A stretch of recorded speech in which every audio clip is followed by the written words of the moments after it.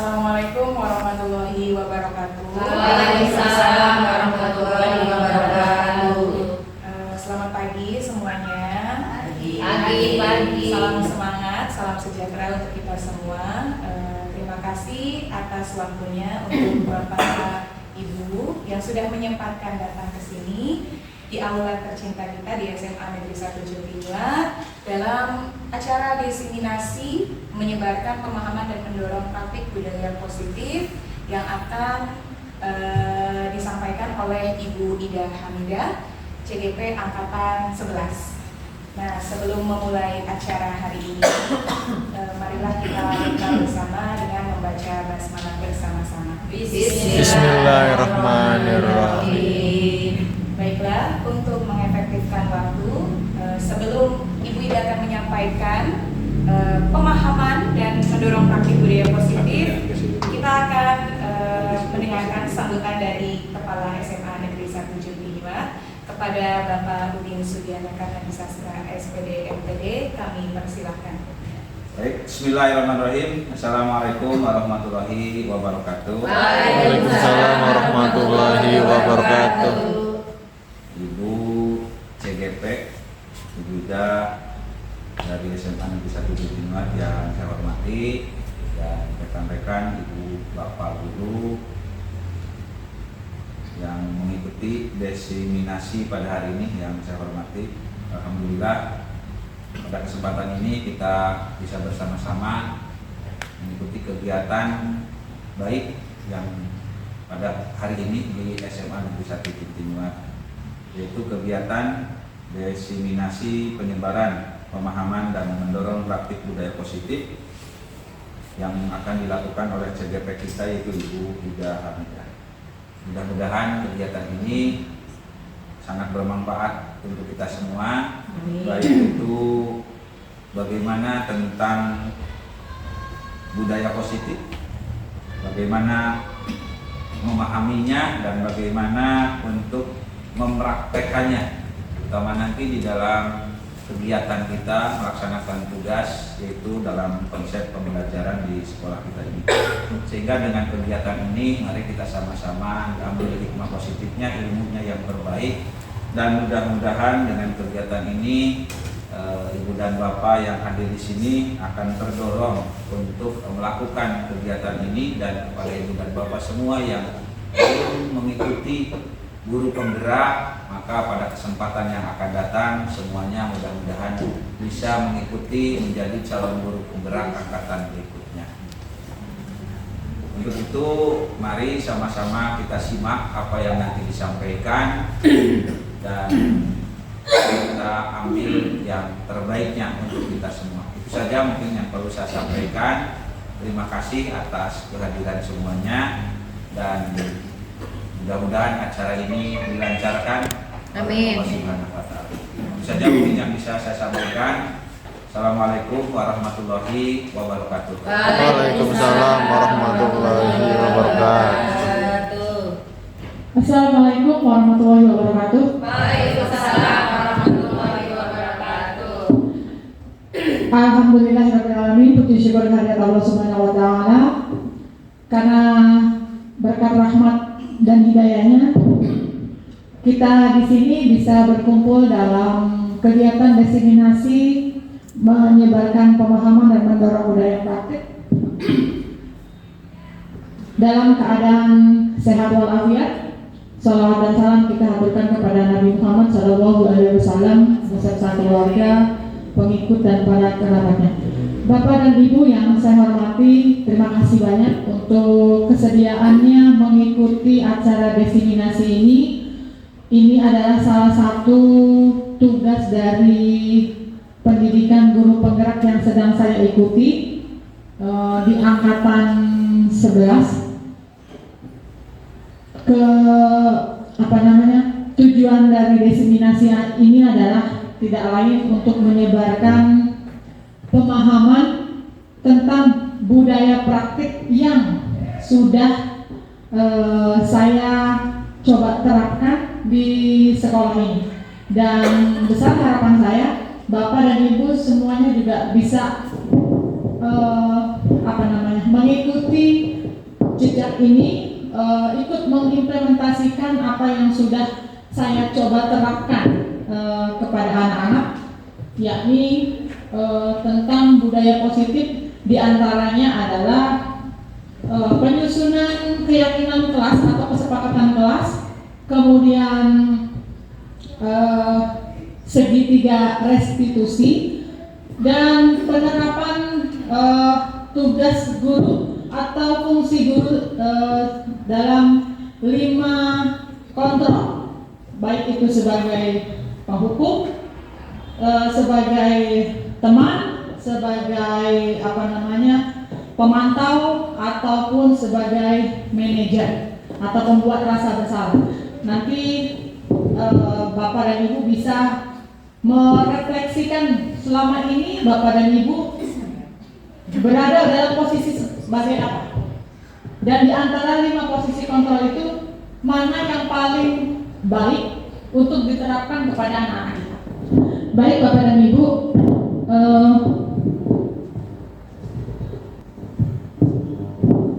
ini adalah tujuan kegiatan desiminasi hari ini, yaitu menyebarkan pemahaman dan mendorong praktik budaya positif. Kemudian Bapak dan Ibu, saya harapkan mendapatkan pemahaman mendalam tentang strategi budaya positif di sekolah. Ketiga, berbagi praktik baik tentang teknik praktis yang dapat langsung diterapkan dalam lingkungan pendidikan, tentunya di satuan pendidikan kita, di sekolah kita. Sudah ice breaking Bapak dan Ibu, karena kelihatannya Bu Teri sudah mulai mengantuk. Mangga Bapak dan Ibu berdiri semua. Tapi karena ice breakingnya, Ini hukum yang tidak pakai sepatu siswanya. ya boleh. Ice breakingnya kebetulan berbahasa Inggris, tapi nggak apa-apa ya. Sebelum saya memaparkan tentang desiminasi budaya positif,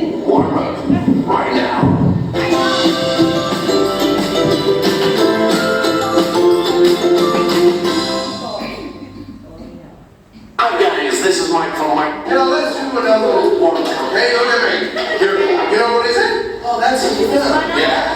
Well, we're gonna say that it's okay. So, when you want to eat a banana, first, what do you gotta do? You gotta peel. Okay. Peel banana. Yeah. And if you want to eat it, you can chop banana. Chop banana. Shake banana. Shake banana. Green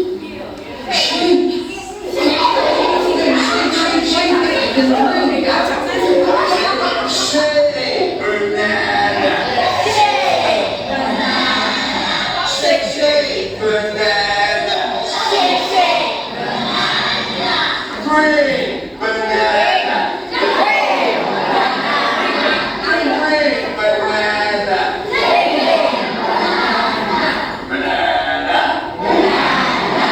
banana.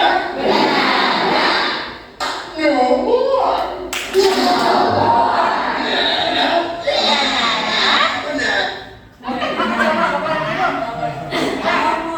This is the banana. Peel banana. Peel banana. Peel banana. Peel banana. Chop banana. Chop banana. Chop banana. Chop banana. Shake banana. Shake banana. Shake banana. Shake banana. Drink banana. Drink banana. Drink banana. Drink banana. Banana. Banana. Banana. No more. No more. Okay, thank you. Bapak Ibu tahu, ada yang tahu Bapak dan Ibu apa itu budaya positif? Yang dimaksud dengan budaya positif itu ada yang tahu artinya. Di sini saya menjabarkan budaya positif menjadi landasan bagi perilaku yang produktif, diwarnai oleh sikap saling menghargai dan kolaborasi yang erat di lingkungan sekolah. Budaya ini mendorong terciptanya hubungan yang seimbang antara siswa, pengajar, dan karyawan dengan tujuan utama mencapai pendidikan yang berpihak pada murid. Budaya positif tercermin pada suatu keadaan keluarga sekolah yang memiliki kebahagiaan, kepuasan, tingkat stres yang rendah, kesehatan fisik dan mental, serta peningkatan kualitas hidup seseorang. Ketika budaya positif itu dilestarikan di sekolah, di lingkungan sekolah kita, seperti salah satu contohnya misalnya 5S, itu salah satunya budaya positif. Ya, salam, sapa, senyum, sopan, santun, ya. Itu 5S itu salah satu contoh budaya positif yang bisa kita terapkan di lingkungan belajar, di lingkungan sekolah kita. Bapak dan Ibu, budaya positif itu bisa kita sebarkan, bisa kita tularkan kepada warga yang lainnya. Misalnya Bapak dan Ibu di mata pelajaran yang Bapak dan Ibu ampuh, misalnya di dalam proses pembelajaran Bapak dan Ibu membudayakan anak harus, maksudnya anak diharapkan mampu menyelesaikan tugas sesuai dengan waktu yang ditentukan, atau membaca atau berdoa sebelum dan sesudah belajar. Itu salah satu budaya positif, contoh-contoh budaya positif yang sebetulnya sudah kita lakukan sejak dulu, ya. Hanya mungkin istilahnya bukan budaya positif, ya, karena kita sering melakukannya, hanya istilahnya kita tidak tahu bahwa itu adalah salah satu contoh dari budaya positif. Saya yakin Bapak dan Ibu semuanya sudah pernah menerapkan itu, berdoa sebelum dan sesudah belajar, meminta anak-anak untuk mengerjakan bertanggung jawab atau disiplin dengan tugas yang diberikan, ya. Contoh lainnya adalah membuat kesepakatan kelas. Bapak dan Ibu, selama ini anak-anak hanya dituntut untuk mematuhi peraturan yang kita buat, yang dibuat oleh sekolah, yang dibuat oleh Bapak dan Ibu gurunya, tanpa meminta aspirasi dari mereka tentang kesepakatan kelas yang tentunya disetujui oleh kedua belah pihak, oleh siswa ataupun oleh gurunya, ya. Jadi selama ini mungkin yang ada, yang diberlakukan hanya peraturan yang harus mereka taati, peraturan sekolah. Contohnya anak-anak tidak boleh datang terlambat, kemudian baju harus dimasukkan, ya, tanpa kita mendengarkan apa sih sebetulnya keyakinan apa yang mereka inginkan untuk bisa mereka terapkan di dalam kelas. Karena dalam keyakinan kelas itu ada nilai-nilai kebajikan yang mereka pelajari, seperti tanggung jawab, disiplin, ya, kemudian kesehatan, keselamatan, keindahan, semuanya ada. Jadi dari setiap budaya positif yang coba kita terapkan kepada anak-anak, pastinya ada tujuan tertentu yang ingin dicapai, yang dapat dapat dipetik dari budaya positif yang diterapkan itu. Kita meminta anak atau bahkan menuntut anak untuk datang tepat waktu, ya, tanpa kita menyadari bahwa mereka itu sebetulnya sedang belajar untuk bertanggung jawab, belajar untuk disiplin, untuk tentunya minimal untuk dirinya sendiri. Ya, budaya positif tidak lain bertujuan adalah agar terciptanya suatu kondisi positif dalam lingkungan sekolah. Kita harus mampu mewujudkan budaya positif pada lingkungan sekolah. Adapun caranya adalah kita mampu memahami beberapa beberapa hal berikut ini. Ya, ini adalah beberapa hal terkait dengan budaya positif, ya ini disiplin positif. Disiplin positif salah satunya adalah ketika Bapak dan Ibu menerapkan kesepakatan kelas, ya. Kemudian teori motivasi.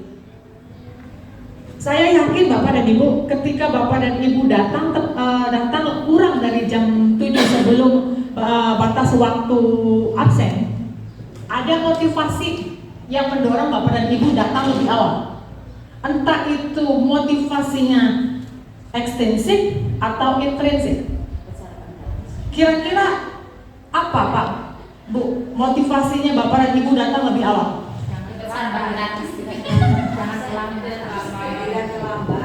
Ya, tidak terlambat. Hanya itu, Bu. Biar sore mengajar. Biar bisa sarapan. Biar bisa sarapan. Biar tidak ditegur kepala sekolah. Tanggung jawab. Tanggung jawab. Ketika Bapak dan Ibu datang lebih awal, ya, karena tidak mau terlambat, apalagi tidak mau ditegur oleh atasan, oleh kepala sekolah, itu motivasi yang datang dari luar atau dari dalam, Pak, Bu? Dari dalam apa? Dalam diri, betul? Kan karena kepala sekolah. Karena nggak mau dimarahin kepala sekolah kan? Karena nggak mau dapat teguran dari kepala sekolah. Itu namanya motivasi ekstrinsik dari luar. Kalau Bu Amanah tadi mengatakan tanggung jawab, itu mungkin ya kalau sudah dari diri Bu Amanah sendiri, ya intrinsik. Tapi bisa terlambat. Bukan karena orang lain, bukan karena atasan. Atasan tidak ada tetap datangnya lebih awal. Ya, itulah motivasi. Sesuatu yang mendorong kita untuk melakukan sesuatu. Entah itu motivasinya, ya motivasi baik. Ada yang baik, ada yang tidak, ya yang namanya motivasi.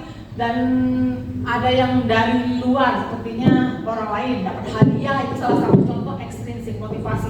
Supaya dapat penghargaan sebagai pegawai terbaik, ya. Itu salah satunya adalah contoh motivasi ekstrinsik. Kemudian keyakinan kelas, ya saya yakin Bapak dan Ibu sudah memahami pentingnya keyakinan kelas, karena dengan keyakinan kelas diharapkan anak-anak itu melakukan apa yang sudah disepakati, apa yang sudah diyakini dari dalam hati mereka, bukan karena wali kelasnya yang galak, bukan karena tidak mau dapat hukuman atau dan lain sebagainya, tapi tumbuh dari kesadaran mereka sendiri. Karena dengan tumbuhnya kesadaran dari mereka sendiri, mungkin mereka tidak akan mengulangi kesalahan atau kesalahan yang sudah pernah mereka lakukan. Kemudian 5 posisi kontrol. Bapak dan Ibu ketika ada anak yang terlambat, kira-kira apa kalimat pertama yang Bapak Ibu ucapkan kepada anak tersebut? Kenapa terlambat? Lagi-lagi terlambat. Terlambat terus. Kemarin sudah terlambat, sekarang terlambat lagi. Kami terlambat. Ya, itu kalimat-kalimat ketika Bapak dan Ibu berfungsi sebagai penghukum, ya, sebagai penghukum. Dampaknya apa ketika Bapak dan Ibu menjadi menempati fungsi sebagai penghukum? Ada dampak psikis yang akan timbul pada anak, dan itu jangkanya mungkin panjang, Bapak dan Ibu. Akan terekam oleh mereka ketika mereka dihukum oleh gurunya meskipun hanya secara verbal. Ya, teguran keras dengan nada yang tinggi, apalagi sambil menunjuk-nunjuk, ya, di depan temannya, itu akan meninggalkan sakit hati, ya, meninggalkan perasaan yang apa, ya, yang tidak enak, yang dan itu akan lama, ya, dampak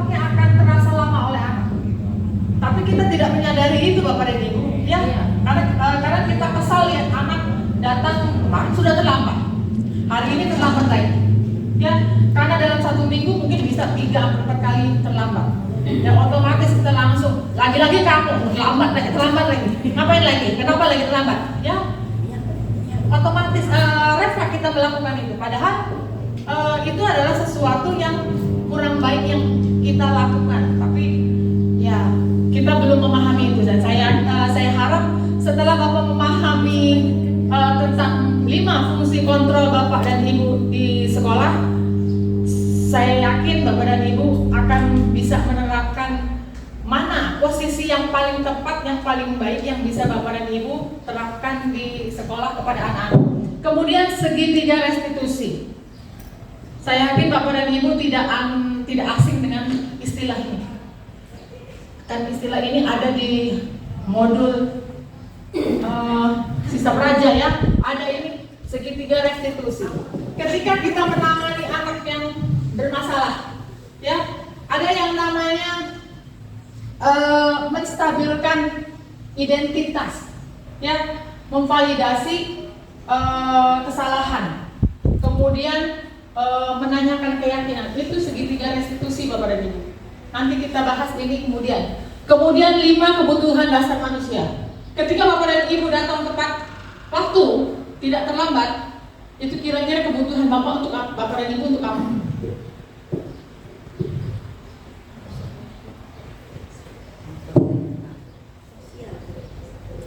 Karena 5 kebutuhan manusia itu 1, kebebasan. Ya, kebebasan. Bapak dan Ibu pengen ngajarnya pakai sendal misalnya. Ya. Atau misalnya ada anak di kelas yang harusnya mengerjakan tugas yang Bapak dan Ibu berikan. Kemudian anak tersebut tidak mengerjakan, ya, tidak mengerjakan tugas yang Bapak dan Ibu berikan, malah menggambar atau bermain game. Salah satu kebutuhan apa yang diinginkan oleh anak tersebut? Kebebasan. Bisa. Ketika anak itu mengatakan, Pak, Bu, saya mah enggak mau mengerjakan ini. Saya mah pengen mengerjain mata pelajaran yang lainnya aja, tugas yang lainnya aja. Atau anak-anak yang mungkin lebih suka mondar-mandir, jalan bolak-balik di muter-muter di kelas itu saja tanpa mengerjakan sesuatu. Kira-kira kebutuhan apa yang sengaja diinginkan oleh anak? Perhatian, ya, kesenangan.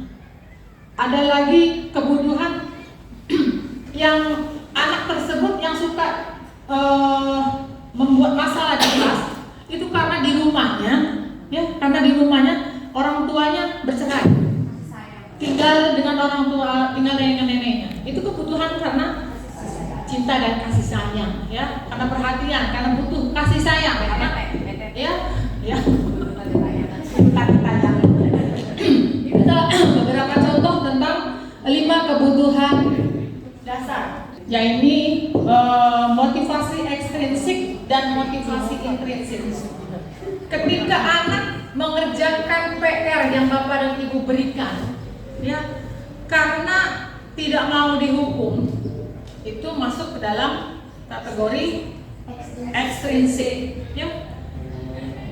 Motivasi ekstrinsik ini Bapak dan Ibu yang suatu saat akan menghilang dan anak akan kembali malas. Ya, tapi kalau motivasi intrinsik, gurunya nggak ke kelas pun dia mengerjakan tugas. Ya, dia tidak berangkat hari itu, dia akan menanyakan kepada temannya ada tugas tidak hari kemarin. Ya, itu motivasi intrinsik karena menginginkan saya ingin nilainya baik. Ya, saya punya tanggung jawab bahwa saya harus menyelesaikan tugas ini. Itu yang akan standby, akan bertahan lebih lama ketimbang motivasi ekstensif. Ketika Bapak dan Ibu mengharapkan penghargaan atau dapat penghargaan sebagai guru teladan, tapi ketika diumumkan tidak, kira-kira balik lagi jadi rajin atau tidak? Itu karena motivasinya motivasi ekstrinsik ya Bapak dan Ibu. Akan menumbuhkan motivasi, besok saya harus lebih awal lagi. Saya akan datang akan lebih rajin lagi ya. Kemudian untuk menjelma menjadi individu yang sesuai dengan harapan diri serta menghargai diri dengan prinsip-prinsip yang diyakini. Seperti tadi ya, bertanggung jawab seperti Bu Amnah tadi. Itu ada di posisi yang ketiga ya, intrinsik dari dalam hati masing-masing individu ya. Ini sudah tadi yang ekstrinsik ya. Apabila tindakan seorang murid didasari oleh upaya untuk menghindari ketidaknyamanan atau demi meraih penghargaan, maka motivasi yang timbul dapat dikategorikan sebagai motivasi ekstrinsik. Tidak mau disuruh nyapu lapangan, makanya datangnya lebih awal, nggak mau terlambat ya, ekstrinsik. Nah, namun apabila tindakan seorang murid didasari oleh upaya untuk menjadi individu yang sesuai dengan harapan diri serta menghargai diri dengan prinsip-prinsip yang diyakini, maka motivasi yang timbul dapat dikategorikan sebagai motivasi intrinsik, muncul dari dalam diri ya, bukan karena teman, bukan karena gurunya, bukan karena guru piketnya.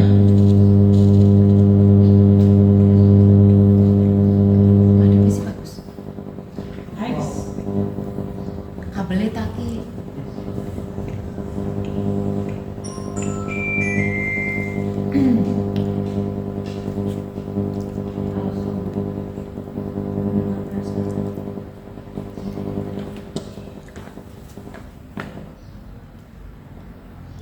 Ini adalah stimulus respon dan berdasarkan teori kontrolnya. Realitas bahwa kebutuhan kita itu sama. Ya, teori kontrolnya, kebutuhan atau realitasnya kita berbeda. Semua orang melihat hal yang sama, setiap orang memiliki gambaran berbeda. Ketika satu kelas, ya, murid-murid dalam satu kelas melihat hal yang sama tentang disiplin, tentang datang tepat waktu, tentang tepat waktu dalam mengumpulkan tugas, tidak akan sama untuk setiap orangnya. Ya, si A dan si B mungkin akan berbeda pandangannya tentang tanggung jawab mengumpulkan tugas tepat waktu. Misalnya seperti itu. Perilaku buruk misalnya dilihat sebagai suatu kesalahan. Semua perilaku memiliki tujuan. Ketika anak datang terlambat, mungkin kita akan melihat itu sebagai suatu kesalahan, ya. Namun semua perilaku yang dilakukan oleh murid itu memiliki tujuan, Bapak dan Ibu. Ketika anak datang terlambat, ya, kira-kira apa tujuan anak itu datang ke sekolah? Dia tidak diapa. Dia tidak diapa, yang penting datang. Ya, yang penting datang lah, nggak apa-apa terlambat, misalnya seperti itu. Ya, tujuannya apapun yang dilakukan anak, entah itu sebuah kesalahan atau kebenaran, semuanya memiliki tujuan. Bagaimana memunculkan motivasi intrinsik? Nah, ini Bapak dan Ibu. Ada batu 1 kilo, ada kapas 1 kilo. Jika dijatuhkan ke kaki, mengenai kaki, kira-kira mana yang lebih sakit? Sama, karena sama-sama 1 kilo. Batu, karena berat. Sama 1 kilo. Batu 1 kilo, kapas 1 kilo. Teksturnya lebih lembut, jadi meskipun sama-sama 1 kilo nggak lebih sakit. Ada yang tahu? Pak, Bu, yang lebih sakit yang mana? Yang lebih sakit kakinya, Bu. Yang lebih sakit kakinya, mau kapas mau batu sama-sama sakit kan 1 kilo, Bu. Ya, jadi yang sakit itu, yang lebih sakit kakinya, Bu. Bukan guru bahasa Indonesia.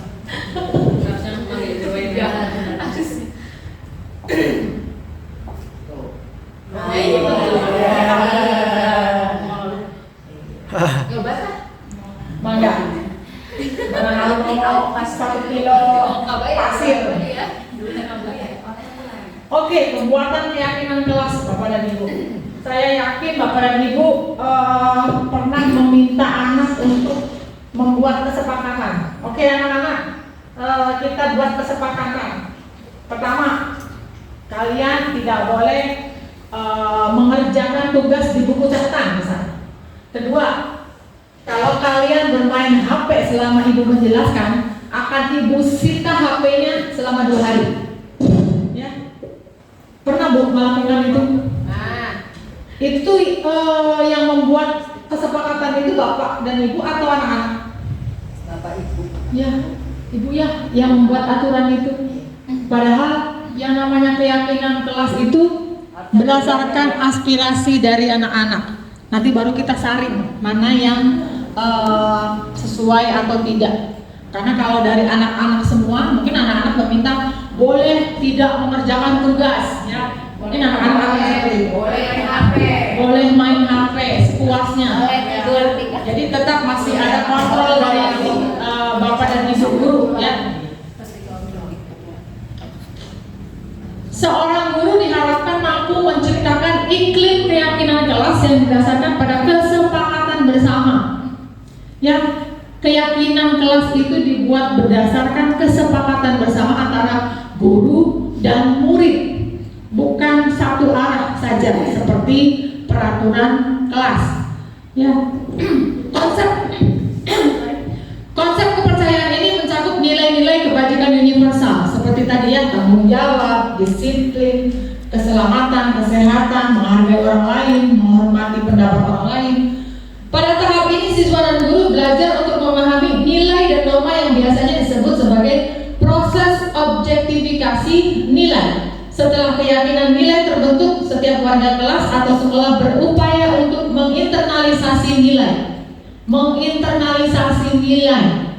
yang kemudian tercermin dalam tindakan-tindakan yang sesuai dengan nilai-nilai yang telah disepakati. Keyakinan kelas ini Bapak dan Ibu yang akan kita pegang ketika kita melakukan segitiga restitusi. Pedomannya ada di sini karena sudah disepakati bersama antara guru dengan siswa. Ya.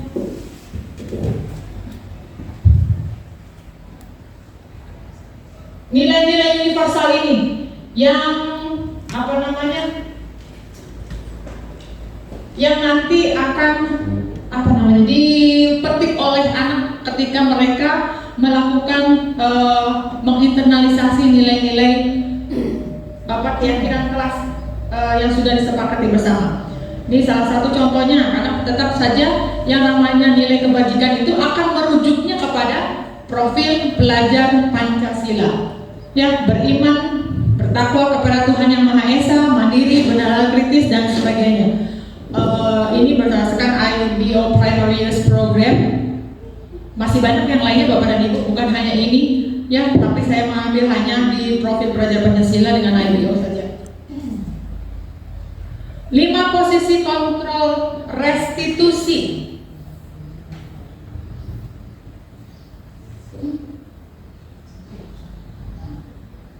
Satu, guru sebagai penghukum. Ya, pernah ya Pak Bu melakukan ini sebagai penghukum? Yang tadi lambat, anak tidak mengerjakan tugas. Kenapa kamu nggak ngerjain tugas? Males dan sebagainya. Guru sebagai pembuat rasa bersalah. Pernah Pak Bu melakukannya? Bu Ari pernah tidak? Pernah Bu. Seperti apa contohnya? Kalau saya jadi saya pernah melakukan salah satu 5 posisi kontrol yang ada di segitiga restitusi ini, guru sebagai pembuat rasa bersalah. Jadi misalnya kayak kegiatan ini, berarti kan saya kan izin untuk meninggalkan kelas juga. Saya ngomong sama anak-anak, nah nanti di dalam aja ya, nanti ibu dimarahin kepala sekolah kalau kalian ke kantin atau keluar. Jadi itu bisa membuat, menurut saya itu bisa membuat kayak guru, fungsinya guru itu sebagai pembuat rasa bersalah gitu. Nanti kalau kamu yang keluar, nanti ibu yang dimarahin sama kepala sekolah gitu. Mungkin itu salah satunya. Oke. Ibu Ari. Ya, itu salah satu contohnya Bapak dan Ibu. Ketika Bapak dan Ibu meminta anak untuk melakukan sesuatu dan yang menyentuh dan mereka, kasihan Bu Ari nanti dimarahin sama kepala sekolahnya. Kalau saya keluar, kalau saya ribut nggak ngerjain tugas, nanti Bu Ari dimarahin kepala sekolah. Karena Bu Arinya sudah ngomong, jangan keluar ya anaknya, nanti kalau kalian keluar ibu dimarahin kepala sekolah. Ya, sama seperti ketika anak-anak tidak mengerjakan tugas, Bapak dan Ibu bilang ke anak-anak, ya, atau yang kemarin misalnya ada yang berantem, ya ampun nak, kenapa sih berantem? Tolong sih jangan berantem lagi ya, kasihan ibu nanti ibunya dimarahin kepala sekolah. Gitu kan ya, nada-nada yang menggibah atau apa namanya memelas gitu ya, meminta anak supaya berhenti bahwa jangan sampai jangan sampai dimarahin. Memang ibunya sampai balik kelas suruh ke sana, suruh sini, suruh buat ini, sudah orang ini kayak gitu. Salah satu contohnya itu Bapak dan Ibu ya, itu yang dilakukan Ibu Ari. Bapak dan Ibu saya yakin sudah melakukan itu ya, sudah pernah melakukan itu. Hanya tidak tahu bahwa itu adalah salah satu 5 posisi kontrol restitusi.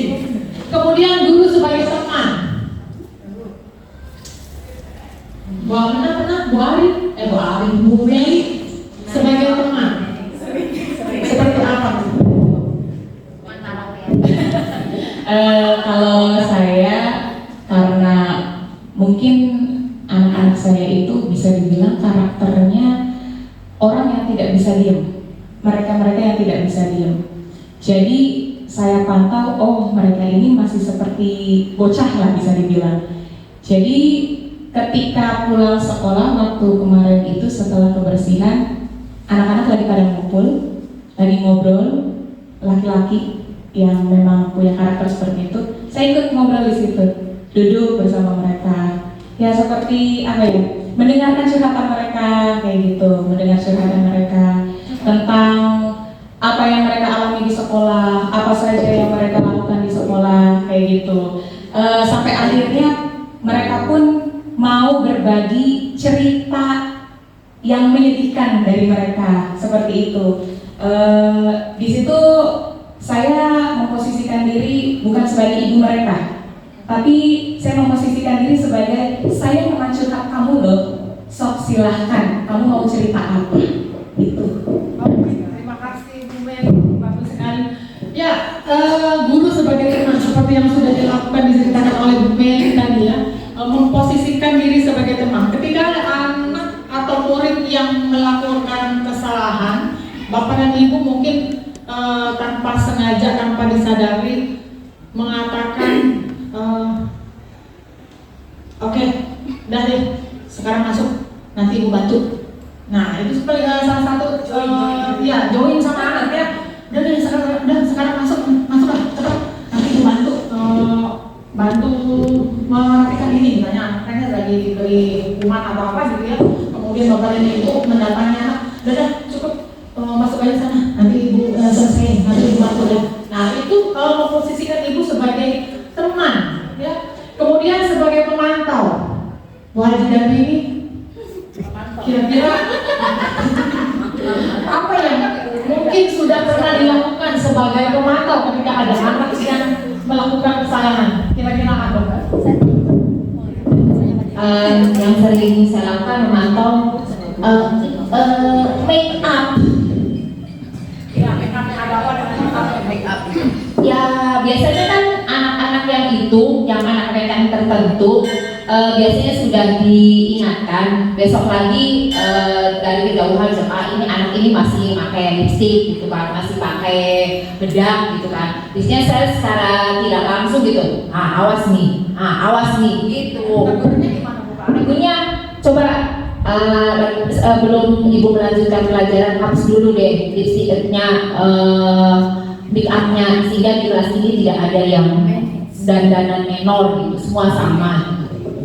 Terima kasih dan ini itu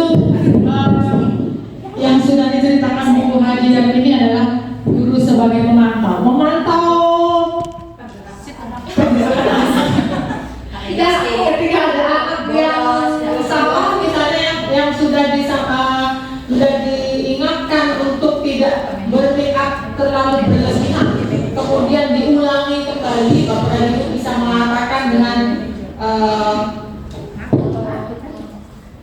kemarin sudah Ibu sampaikan kan nggak boleh pakai ini. Kesepakatan kelas apa yang kira-kira sudah kalian melanggar dengan komunikasi seperti itu ya? Itu salah satunya pemantau. Dan terakhir guru sebagai manajer. Manajer itu apa Bu? Mengatur kegiatan, Ya, pemimpin. menentukan suatu kebijakan, Menentukan sebuah kebijakan.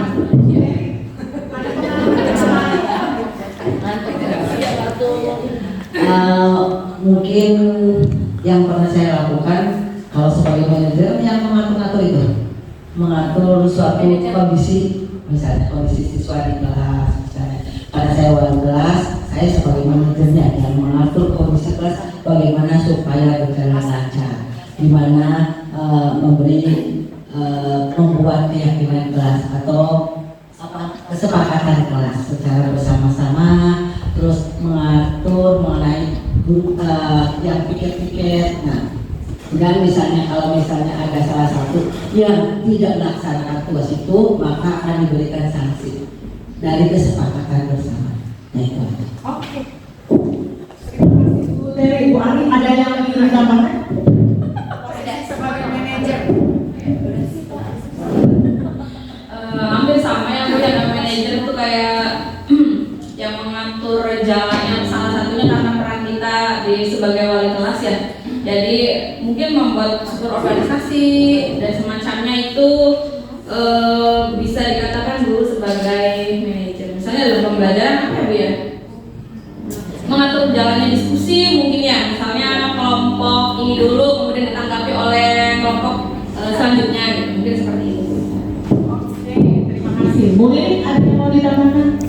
Ibu pernah melakukan peran sebagai manajer. Baik Bu, contohnya kayak kemarin aja pas kegiatan, ada kegiatan perwakilan, iya ada yang kegiatan 17 itu saya sebagai wali kelas itu kayak mengatur posisi anak ini bagian ini. Iya, anak yang ini ikut ini. Walaupun ada sebagian anak yang tidak mau, tapi saya sebagai wali kelas itu berusaha untuk mengatur, iya, agar mereka itu ikut. Jadi pokoknya semuanya ya saya yang ngatur, saya yang melakukan sesuatu untuk kebaikan kelas itu aja Bu. Bu Nini, ya itu tadi beberapa pengalaman Bapak dan Ibu dalam 5 posisi kontrol restitusi. Kita lihat Bapak dan Ibu. Pertama sebagai penghukum. Guru yang berperan sebagai penghukum dapat menggunakan hukuman fisik maupun verbal. Mereka meyakini bahwa penting bagi sekolah untuk memiliki sistem dan alat yang dapat memotivasi murid secara lebih intensif. Guru semacam ini meyakini bahwa kunci kesuksesan dalam proses pembelajaran adalah gaya mengajar yang sesuai dengan cara mereka sendiri. Hukuman fisik maupun verbal Bapak dan Ibu. Ketika Bapak dan Ibu dengan nada tinggi memarahi anak yang terlambat dan tidak mengerjakan tugas, apalagi sambil mengacung-acung, apalagi dengan menghukum harus keliling lapangan, itu karena Bapak dan Ibu meyakini bahwa cara Bapak dan Ibu yang paling benar. Ya, berdasarkan sudut pandang Bapak dan Ibu memandang bahwa itu adalah cara Ibu mengajar adalah yang paling benar. Ya, padahal itu akan meninggalkan bekas sakit hati yang mendalam dan dalam jangka panjang. Ya, dalam jangka panjang. Kalau misalnya Ibu, Pak, ada anak yang datang terlambat. Harusnya datang jam 7 sudah ada di sekolah, dia datang jam 7.15. Bapak dan Ibu yang piket meminta anak keliling lapangan 2 kali lapangan, itu hukuman atau bukan Bapak dan Ibu? Karena ada yang namanya hukuman dan konsekuensi. Hukuman atau konsekuensi, Pak?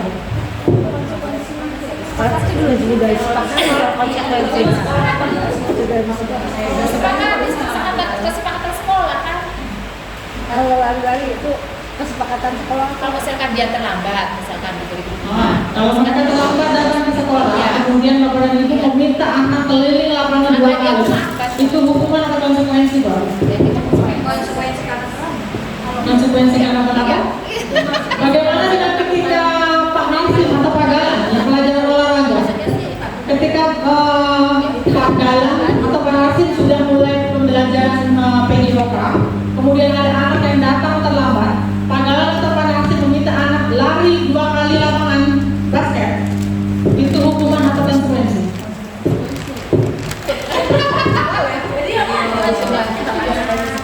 Kesepakatan ya. Hukuman juga. Hukuman kalau ada kesepakatan. Kalau hukuman itu tidak ada apa namanya? Tidak ada korelasinya dengan pembelajaran.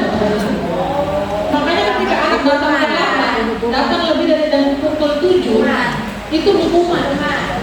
Tapi ketika anak datang terlambat di pelajaran PJO karena mereka harus lari, itu konsekuensi, bukan hukuman. Ya, itu bedanya antara hukuman dengan konsekuensi. Hukuman yang tidak berkaitan dengan. Ya, hukuman itu tidak berkaitan dengan pembelajaran, tidak ada korelasinya. Itu hukum.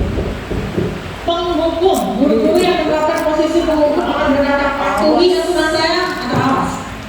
Ya, kalau enggak lagi, kalau besok masih enggak dimasukkan bajunya awas. Kalau besok masih ada main HP, awas. Ya,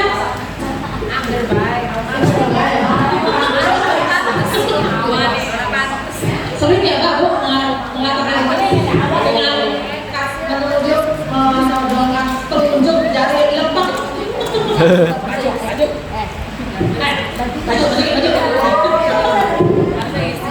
Oke, membuat rasa bersalah.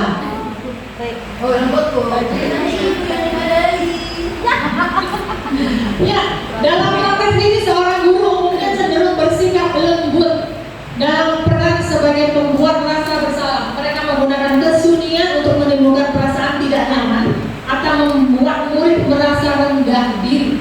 Bukan rendah hati Bapak dan Ibu, tapi rendah diri. Ya, ketika Bapak dan Ibu mengatakan dengan nada memelas, karena berubah sih ibu sampai orang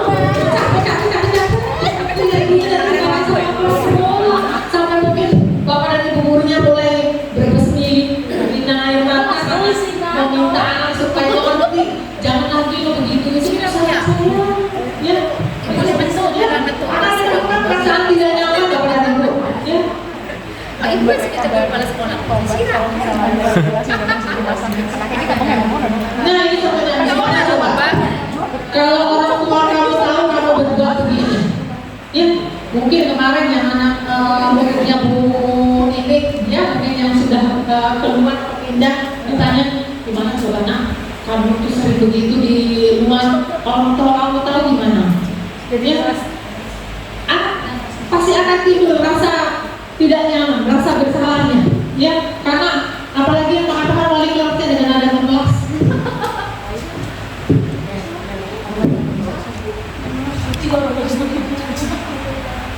Ya, di posisi ini murid akan memiliki penilaian diri yang buruk tentang mereka sendiri. Mereka merasa tidak berharga dan telah mengecewakan orang-orang yang disayanginya. Ya, meskipun mungkin ya hanya sebagian kecil anak-anak yang akan merasa seperti ini. Oke, guru sebagai teman. Ya. Seorang guru dalam posisi ini tidak hanya berupaya mengatur murid melalui pendekatan persuasif, tetapi juga menghindari untuk menyakiti mereka. Guru berupaya mengontrol murid dengan ramah dan dibalut dengan kalimat humor, ya, guyon, sambil guyonan. Kita humor aja. Sokat.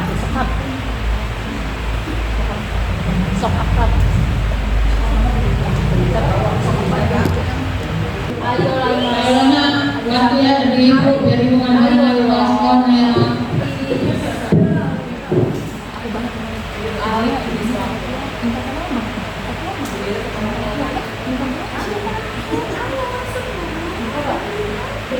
Ya, dampak positifnya ketika Bapak dan Ibu berperan sebagai seorang teman. Ya, terjalinnya hubungan yang baik antara kedua belah pihak, ya, karena akrab Bapak dan Ibu.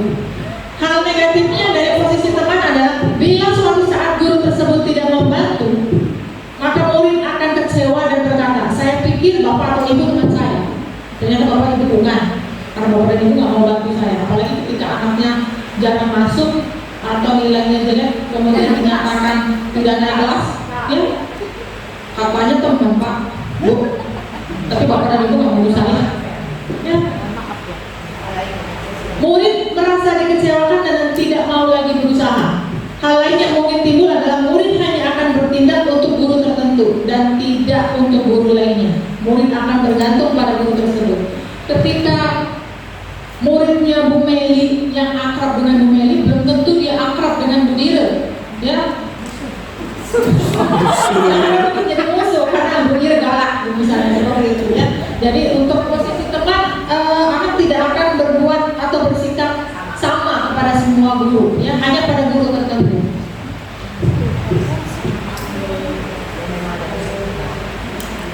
Pemantau. Posisi keempat adalah pemantau, berarti mengawasi. Pada saat kita mengawasi, kita bertanggung jawab atas perilaku orang-orang yang kita awasi. Posisi pemantau akan bertindak berdasarkan peraturan dan konsekuensi, stimulus respon. Jadi yang ada di otak atau pikiran pemantau itu aturan-aturan yang sudah ditetapkan nih oleh sekolah atau oleh kelas.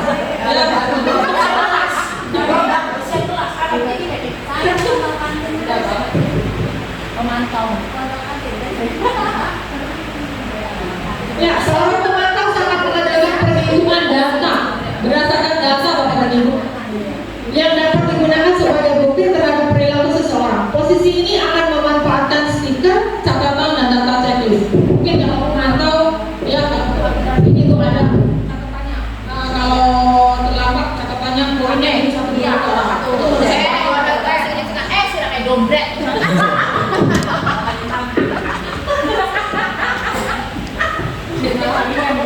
Dompet. Peraturannya apa? Apa yang telah kamu lakukan?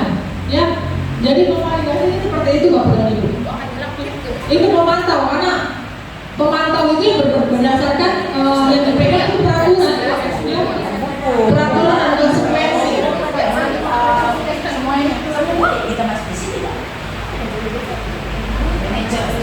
Nah, ini Bapak dan Ibu. Posisi kontrol sebagai manajer. Seorang manajer di ranah pendidikan berarti guru harus mampu memberikan arahan kepada siswa untuk mengasah kemampuan pemecahan masalah secara kreatif. Peran mereka dapat berubah menjadi posisi sebagai teman atau pemantau. Namun inti dari peran tersebut adalah membimbing siswa menuju kemandirian dan tanggung jawab pribadi. Mari kita dorong terciptanya siswa-siswa yang berani dan mampu mengelola kehidupan mereka dengan baik. Manajer memberikan arahan kepada siswa Bapak dan Ibu, mengarahkan. Manajer itu beda dengan mengatur Bapak dan Ibu, ya, mengarahkan, memberikan arahan, mengarahkan siswa, menuntun siswa untuk bisa memecahkan masalahnya sendiri, ya. Posisi manajer, contoh kalimat-kalimat yang biasanya atau baiknya dilakukan adalah apa yang kita yakini, ya. Apakah kamu meyakininya? Jika kamu meyakininya, apakah kamu bersedia memperbaikinya?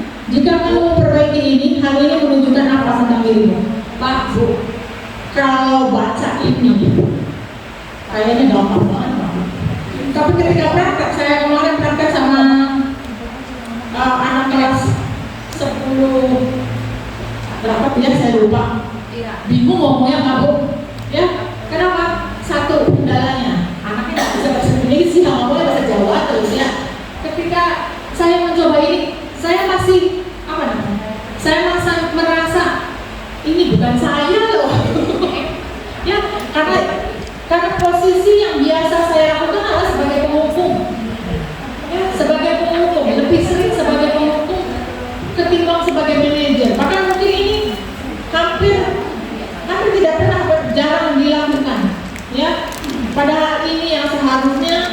dilakukan oleh guru, mengarahkan mereka.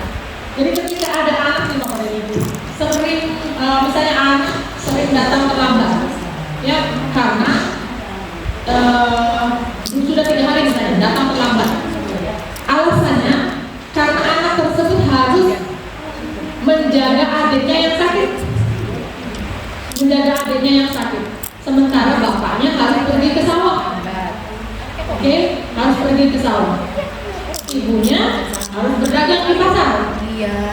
Ya, ibunya harus berdagang di pasar. Kira-kira ketika bapak dan ibu berposisi sebagai manajer, ya, sebagai manajer, apa yang akan ibu minta oleh anak? Apa yang akan ibu katakan kepada anak?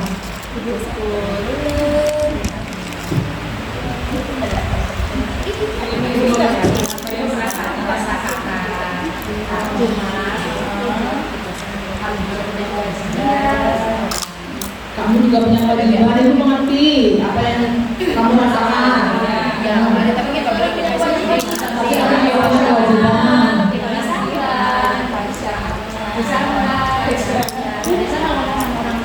Kita akan bahas itu di segitiga restitusi. Saat mengambil posisi sebagai manajer bukan hanya mengatur perilaku individu, sebaliknya tugasnya adalah membimbing para murid agar dapat mengatur diri mereka sendiri. Jadi yang ketika ada anak yang 3 hari datang terlambat karena mengurus adanya, bukan bapak dan ibu yang mencoba mengatur mereka begini loh. Nah, kalau kamu memang mau jaga adik kamu nggak terlambat, kamu tuh harusnya begini. Bukan itu bapak dan ibu. Tapi kita serahkan ke anak. Coba anak berpikir kira-kira apa pemecahan masalah atau solusi yang bisa mereka lakukan agar mereka tidak terlambat datang ke sekolah, tapi bisa juga menjaga adiknya. Iya. Kalau anaknya nggak bisa, Kalau anaknya nggak bisa, kasih solusi. Nggak tahu jadi tidur. ya, dari 5 posisi kontrol tersebut, sebagai seorang guru kita diharapkan mampu menerapkan posisi kontrol sebagai manajer. Yang susah itu yang manajer kepada ibu. Ya, kalau sebagai penghukum sudah biasa, sebagai teman banyak yang dari kita akrab dengan anak-anak. Ya, membuat rasa bersalah sudah biasa, ya, sambil kelas begitu. Sebagai pemantau apalagi ya. Oke, segitiga restitusi. Kalau di sisa pelajaran cuma langsung jawab soal saja di sini, ya. Seorang guru yang mengambil peran sebagai manajer akan dapat menyelesaikan masalah dengan menerapkan pendekatan segitiga restitusi. Ini yang budaya positif salah satunya yang mulai coba kita terapkan Bapak dan Ibu kepada anak-anak. Kita coba bener nggak gitu loh, segitiga restitusi ini mampu mengubah anak atau membuat anak bisa memecahkan masalahnya sendiri. Merupakan usaha untuk menciptakan kondisi di mana siswa dapat memperbaiki kesalahan mereka sendiri, mandiri dan bertanggung jawab atas tindakan yang diambil tanpa merasa gagal. Jadi bukan kita yang atur pemecahan masalahnya. Ya. Nah, menstabilkan identitas. Segitiga restitusi yang pertama adalah menstabilkan identitas. Kedua, memvalidasi tindakan yang salah. Ketiga, menanyakan keyakinan. Tadi kasus anak yang yang terlambat 3 hari berturut-turut karena harus menjaga adiknya atau tidak mengerjakan PR karena adiknya sedang sakit, menjaga adiknya yang sedang sakit. Kira-kira apa hal pertama yang akan Bapak dan Ibu tanyakan kepada anak tersebut?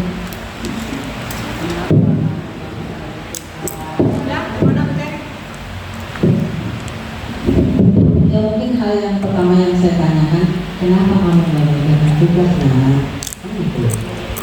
Misalnya dijawab lagi, misalnya dijawabnya, saya nungguin adik, apa nggak ada orang lain? Ini gitu. Bu, nggak ada orang lain di sana, anak ibunya pergi misalnya. Coba kamu minta bantuan orang tua pada saat-saat pembelajaran, waktu belajar, kamu minta kepada orang tua jangan diganggu dulu untuk mengerjakan tugas-tugas di sekolah. Begitu. Oke, terima kasih. Ketika Bu Terry mengatakan, kamu bisa mengatakan ke orang tua kamu, ya, bahwa kamu itu harusnya belajar dulu, nanti menjaga adiknya. Itu permasalahan masalah dari siapa, Pak? Bukan dari anak, ya, bukan dari anak. Kita lihat di sini contohnya Pak Bu, menstabilkan identitas. Setiap orang pasti pernah melakukan kesalahan. Ya, ketika ada anak yang tidak mengerjakan tugas, ibu tahu nak, ya, bukan cuma kamu yang pernah melakukan ini. Oke, bukan cuma kamu yang pernah telah mengumpulkan tugas. Itu salah satu hal pertama yang disampaikan ketika anak berbuat kesalahan. Ya, jadi tidak menjudge gitu loh, bahwa kesalahan itu sesuatu yang biasa, bukan sesuatu yang haram gitu loh. Ya, bahwa setiap orang pernah melakukan kesalahan itu. Jadi anak tidak akan merasa legowo terus. Ya, itu harus legowo. Ya, kamu bukan satu-satunya yang pernah melakukan ini.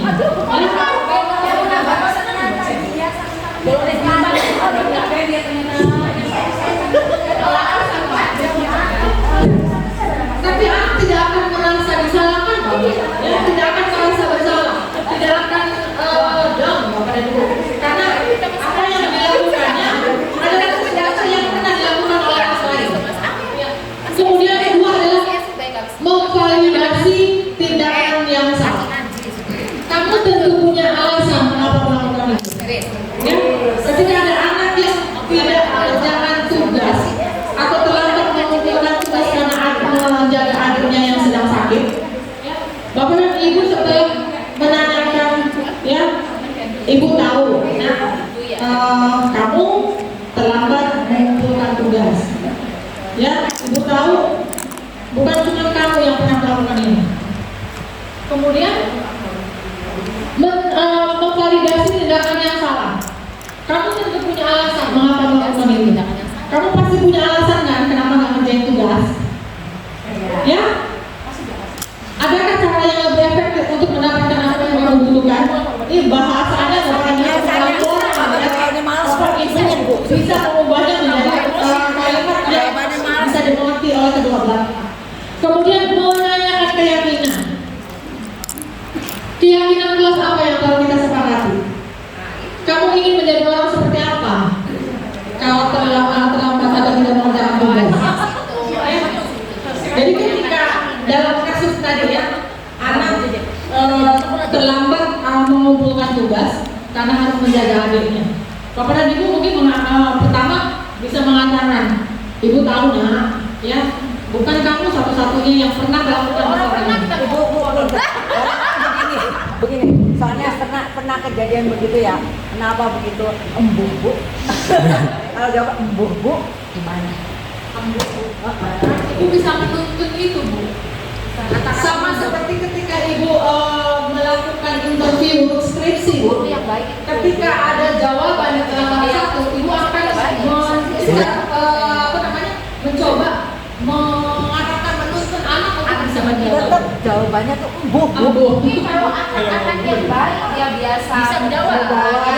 Iya, kalau anak-anak yang terus terusan begitu embuh ya. Kita itu Iya. Itu ada jawabannya lagi. Nggak bisa gitu. Mungkin kalau anak yang baik kita bisa berkata seperti itu ya. Anak yang rajin Ada komunikasi dua arah. Ada komunikasi ya. Alasannya dapat kita maklumi gitu kan. Iya, ketika misalnya Bapak dan Ibu sudah mengatakan bahwa oke nak, kamu bukan satu-satunya yang pernah telat mengumpulkan tugas. Ya, ini bukan satu-satunya kesalahan yang hanya kamu yang melakukannya. Kemudian dia memvalidasi tindakan yang salah. Kamu pasti punya alasannya. Kenapa nggak ngerjain tugas? Kenapa nggak ngerjain tugas? Ya, misalnya tadi saya harus menjaga adik saya Bu, karena adik saya lagi sakit, bapak saya ke sawah, ibu saya hanya berjualan di pasar, jadi tidak ada yang merawat adik saya. Kemudian di menanyakan keyakinan, ya, bapak dan ibu bisa menanyakan ketika menanyakan keyakinan. Kalau bapak dan ibu tahu kalau anak sudah salah, tidak mengumpulkan tugas, bapak dan ibu pasti mengaitkannya akan dengan kesepakatan kelas. Kira-kira kesepakatan kelas apa nak yang sudah kita sepakati? Ya misalnya itu tadi keyakinan apa yang telah kita sepakati itu merujuknya keyakinan kelas, merujuknya kepada kesepakatan kelas. Ketika anak-anak anak yang tadi sudah menjawab seperti itu, bapak dan ibu bisa melanjutkan dengan memberikan motivasi baru, ya. Kira-kira, nah, apa yang akan kamu lakukan ketika kamu masih bisa menjaga adik kamu, tapi tidak terlambat mengumpulkan tugas? Anak akan mencoba mencari solusinya. Itu pembelajarannya kepada ibu. Anak bisa mencari pemecahan masalah terhadap masalah yang mereka hadapi sendiri. Contohnya, mungkin saya akan mengerjakan lebih dulu Bu, sebelum saya menjaga adik-adik saya. Mungkin saya akan bekerja sama dengan teman saya Bu, berdiskusi dengan teman saya, seperti itu. Jadi kita menuntunnya anak bisa menyampaikan solusi apa kira-kira yang akan mereka lakukan ketika mereka dihadapkan oleh sebuah kesalahan yang mereka lakukan. Ya.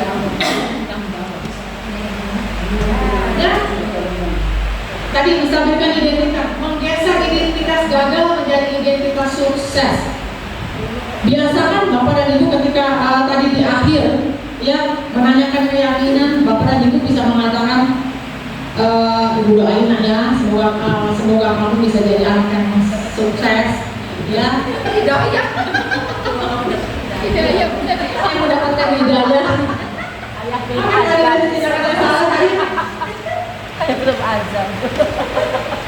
Sebagai manajer itu kan menuntut bapak dan ibu mengarahkan anak supaya mereka bisa mencari solusi, ya. Mereka sendiri yang mencari solusinya. Kira-kira gimana nih biar saya tidak terlambat? Kemarin saya nanya sama anak kelas 10-3 yang sudah 3 hari sudah dalam hitungan 1 bulan 3 kali tidak berangkat. Ya, ketika saya tanya di bagian memvalidasi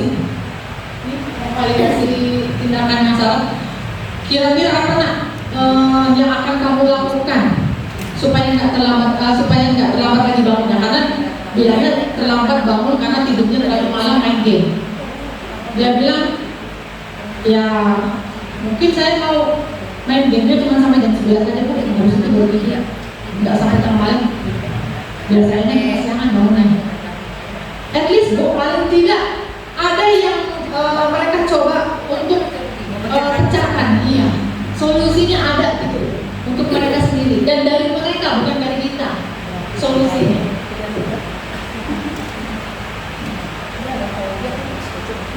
Ya, gimana kebutuhan dasar yang tadi Tuhan Ibu? Ketika ada anak yang tidak jarang masuk ke sekolah karena di rumahnya hanya tinggal dengan neneknya, bapak ibunya tidak ada, itu bisa karena kasih sayang dan rasa diterima.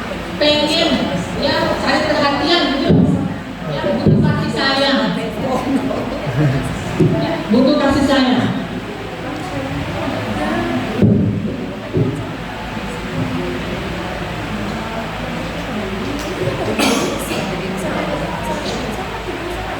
Kebebasan yang seperti apa ketika anak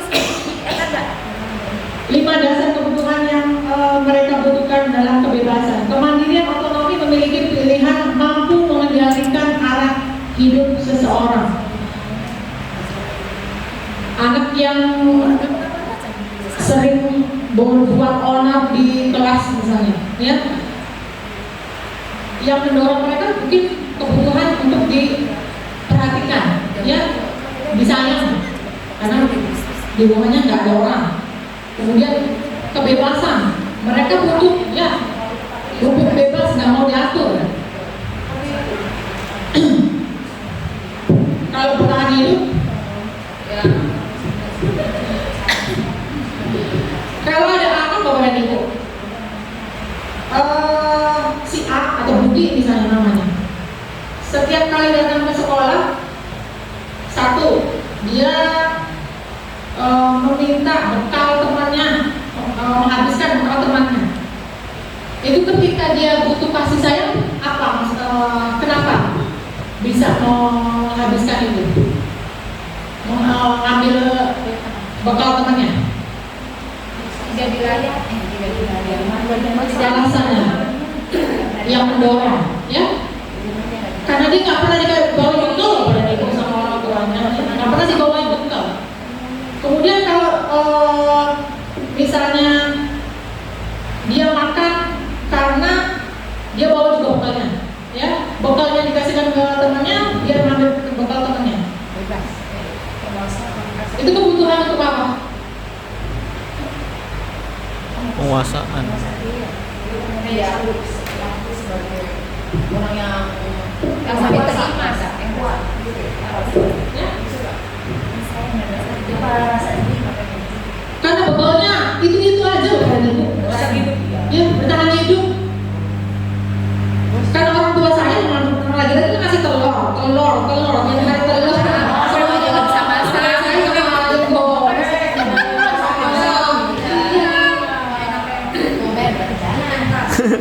ya itu contohnya pada kebutuhan dasar manusia. Ibu bisa masak itu bayi ya. Ya, menanyakan keyakinan masnya segitiga dari Suun tapak. menanyakan keyakinan dalam segitiga restitusi itu adalah yang itu tadi Bapak dan Ibu, berusaha guru memunculkan motivasi intrinsik dalam diri anak supaya diharapkan ketika mereka menyadari kesalahan mereka memperbaikinya karena mendapatkan pecahan masalahnya itu tidak berulang lagi kesalahannya, ya, karena dari dalam diri mereka sendiri. Nah, Bapak dan Ibu, gimana coba kalau orang tua kamu tahu kamu berbuat begini? Ini posisi kontrol sebagai apa, Bapak dan Ibu? Gimana coba kalau orang tua kamu tahu kamu berbuat begini? Oke, rasa bersalah, ya, kemudian rasa bersalah.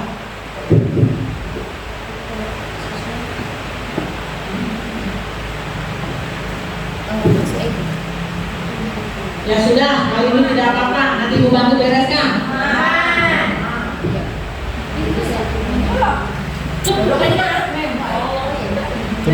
Teman, selalu, pasti selalu yang terakhir selesai. Ya, ya, betul. Sanksi atau konsekuensinya? Manajer?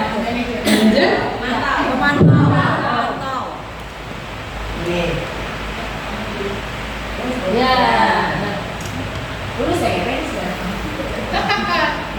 Ya, oke, ini hanya ke apa namanya? Keterkaitan antara budaya positif dengan materi modul sebelumnya, ya, filosofi Hajar Dewantoro, bahwa yang namanya budaya positif itu ujung-ujungnya menghamba pada murid, ya, menuntun murid sesuai dengan kodrat alamnya, kodrat zamannya. Ya.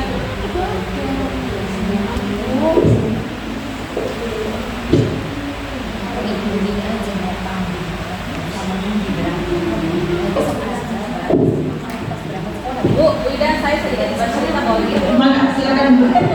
Oke, saya sedikit bercerita ya Bu Ida, karena teman-teman saya bergeremeng-geremeng. Ada murid katanya misalnya ketika ditanya jawabnya embuh, ketika ditanya jawabnya males dan sebagainya. Saya mungkin capaian guru itu berbeda-beda ya Bu ya. Saya sedikit merasa bangga dan mungkin bagi diri saya itu katakanlah saya berhasil menjadi seorang, bukan guru umum ya, wali kelas mungkin ya Bu ya tepatnya. waktu tahun lalu saya menjadi wali kelas 12 PS3, ada salah satu siswa spesial saya namanya Adena, yang waktu kelas 11 juga saya mengajar. Jadi dia itu hampir 1 tahun itu alfanya bisa dihitung sekitar hampir 30 sekian waktu kelas 11. Ternyata pas kelas 12 wali kelasnya saya. Pertama ada dia alfa 1 kali, tapi sudah saya soroti nih waktunya Adena nih, katakanlah apa ya mungkin spesial buat saya. Akhirnya saya dekati, mungkin karena saya tipe kalau guru yang, mohon maaf ya Bu ya, saya bukan menyombongkan diri, tapi kayak saya lebih ke merasa bersalah dan sebagai teman. Kalau penghukum tuh kayaknya nggak tahu nih, pernah nggak ya saya mau hukum siswa saya? Kayaknya ya tidak terlalu banyak kali ya Bu ya, karena saya memposisikan bukan karena memang tipe kalian saya begini gitu. Jadi saya melakukan segitiga resisi sama Adena. Nah, kenapa nggak masuk gitu? Siangan Bu bangunnya, oke siangan, kenapa bisa siangan? Main game Bu, nongkrong. Kira-kira gimana caranya biar gak kesiangan tuh? Ya berarti saya nongkrongnya jam malam-malam Bu, oke. Yang pertama itu apalagi kira-kira? Bisa nggak kalau Bu Ari setiap pagi bangunin saya, telepon saya setiap pagi biar saya bangun? Alasannya itu Bu, mama kamu ada nggak di rumah? Ada Bu, cuma saya tidak terlalu akrab karena tinggalnya sama ibu ini. Jadi oke, saya sepakat itu. Oke, yang penting kamu berangkat, HP-nya jangan disalin, siap Bu. Akhirnya saya lakukan hampir setiap pagi, mungkin melebihi pacarnya kali ya. Saya telepon dia itu sekitar jam 5:30 itu saya sudah mulai start telepon Adena. Akhirnya dia bisa, walaupun memang ya ada bolos ya, tapi tidak se ekstrim waktu kelas 11. Setelah saya akumulasi sampai 1 tahun itu cuma 8 kali dia tidak masuk selama 1 tahun Bu.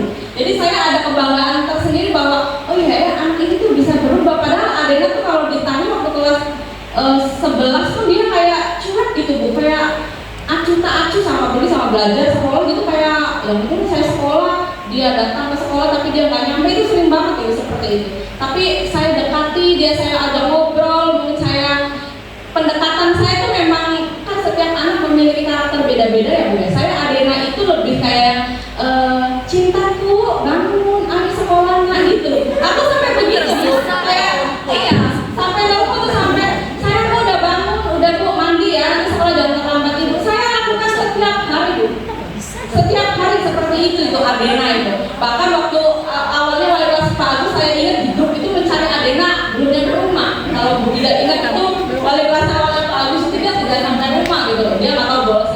Akhirnya saya pendekatan seperti itu, jadi anak merasa dihargai Bu. Jadi oh iya ya, Bu Ari tuh baik banget gitu sama saya. Jadi anak tuh sampai dia tuh pas perpisahan saya ngomong, dia ngomong Bu makasih ya, saya tuh nggak pernah loh mendapatkan kayak kasih sayang kasarnya dia. Kasih sayang seperti ini tuh baru sama ibu katanya. Saya tuh sama dia tuh sama kayak terharu gitu Bu. Jadi makasih ya Bu udah bangunin saya gini-gini seperti itu. Jadi saya mungkin penerapan segitiga restitusi, tapi ya bukan sebagai manajernya kalau ya Bu, saya lebih ke pendekatannya sebagai pembuat merasa bersalah sama sebagai teman pendekatannya. Tapi menurut saya itu buat diri saya sendiri itu merasa berhasil Bu, membuat Adena dari 1 tahun itu cuma 8 kali. Bukan alfa ya, ada izin sakit dan alfanya itu gabungan itu 8 kali Bu. Dari waktu kelas 11-nya 30 lebih dia tidak masuk selama 1 semester atau 1 tahun seperti itu. Jadi saya kayak merasa bangga dan dia pun merasa dihargai. Walaupun memang dia itu selalu tidak peduli sama guru Bu. Kayak apa sih gitu. Misalnya ada guru dimarahin itu pun dia kayak walaupun anak kecil tuh dia kayak dendam gitu. Begini. Tapi walaupun cuek, memang pendekatan kitanya tuh harus disesuaikan. Kayak misalnya sama Mahadi harus seperti apa. Kalau dia tuh memang harus disengor-sengor. Kalau Adena tuh harus cintaku udah bangun belum, udah Bu mandi ya nanti apa? Iya, Bu saya telat, boleh nggak Bu? Ini boleh nggak saya berangkat, saya telat, boleh nanti mau berangkat gitu. Jadi itu mungkin pengalaman saya sebagai wali kelas khususnya kalau sebagai guru, saya yakin semuanya ada juga saya sebagai wali kelas. Jadi saya merasa agak ada rasa kebanggaan dan berhasil lah mendidik salah satu siswa spesial saya. Terima kasih. Oke, luar biasa keren sekali Bu Ari ya. Jadi meskipun segitiga restitusinya tidak maksimal, ya maksudnya ya tidak, tapi hasilnya memuaskan. Hasilnya memuaskan. Terima kasih Bu Ari. Bu Dide, barangkali ada yang ingin sebagai salah satu refleksi.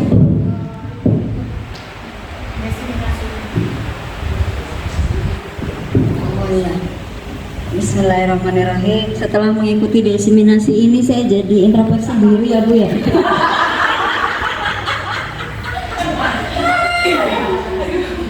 Iya, kayaknya saya tuh dalam hati tuh ya Bu ya, kalau yang ideal begitu, aku kok bisa begitu. Bisa nggak ya saya gitu.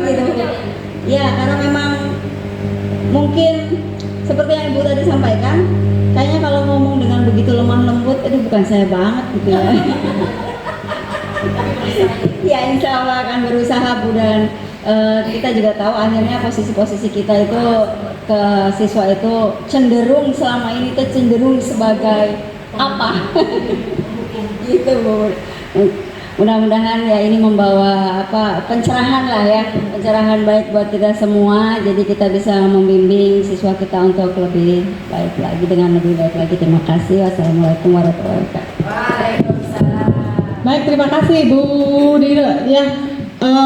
Mungkin Bapak dan Ibu, kalau contoh tadi ya kalimat-kalimat dalam segitiga restitusi itu, mungkin kalimatnya kalimat yang terlalu baku kali ya. Mungkin Bapak dan Ibu bisa mengubah kalimatnya namun maknanya masih sama gitu ya.